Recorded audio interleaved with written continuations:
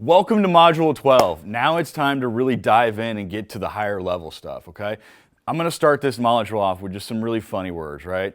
We've got tofu, mofu, and bofu, right? These are probably just some funny acronyms I make up, right? Well, Google's really synonymous with making up funny acronyms, but these are actually really, really valuable with understanding your customer path, okay? You've got top of funnel, mid funnel, and bottom funnel, okay? These are the typical customer journey path that you're going to find with your product, right? Top of funnel is typically going to be awareness, where they get the name, they understand who you are, they're getting the impression, you get a little bit of exposure of your product, right?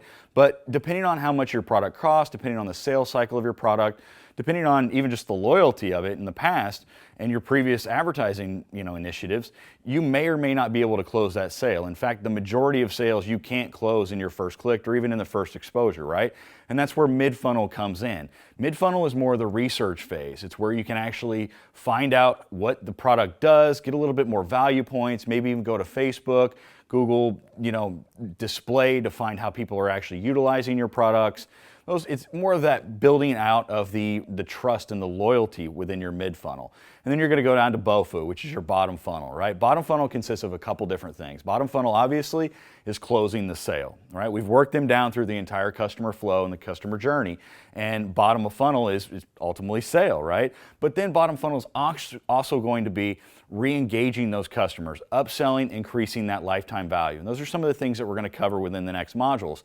Like I've said, starting this out, these are some funny acronyms, but honestly, this is one of the most fascinating parts of the entire course. Understanding where and how your customer gets through the product sales cycle and understanding how you contact them, how you can make an impression, how you can actually cut some of those sales steps as well, is ideally how successful marketers really engage their customers and maintain those sales cycles and also increase profits while lowering costs. Now, remaining top of mind is very, very easy for some of products, right? You've got Coke, Johnson & Johnson, Procter & Gamble, right? They've got those blasts, those shotgun methods like we talked around in the previous lesson where they can blast out their name and they're just going to be synonymous with building that brand because they have so many thousands of products.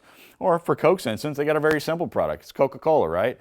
They've been around for hundreds of years, but the thing at this point in time is they still need to reinforce that brand and reinforce that trust and make sure that you're still happy with their Coke, right? That's why you see the family ads. It's like, hey, everybody around the dinner table having a family dinner with Coke. They want to reinforce that mindset, and that's what that top of funnel is. Now, again, with these very, very trusted brands that they've been around for hundreds of years, top of funnel and mid funnel may very well blend. But with you and what we're going to break down in this next section is how you can really crack into each one of those sections with really, really powerful verbiage and powerful ad text and even visuals to make sure you are making an impact and making sure your product is accessible and you're building that value and building that trust as you go down through each one of those stages. And ultimately as well, like I mentioned in the previous ones, it's all about accessibility, right? If you basically get that awareness at the top of funnel, and even if you're engaging them at the mid funnel, right? You're on social, you're on some of these more display advertising where they're talking about research if maybe your product is included in that,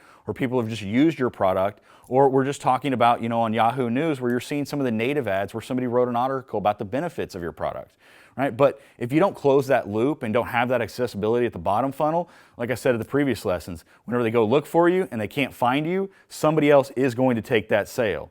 So let's go ahead and get through this module. We're going to go through each one of the steps. I'm going to walk you through the process in identifying each step in the phase, creating content for each one of the phases, and making sure you're leading that customer down through a successful path to make sure you close that sale, but also we re-engage them and increase that lifetime value to make them a lifelong customer. So let's jump into the modules and we'll really show you how to market.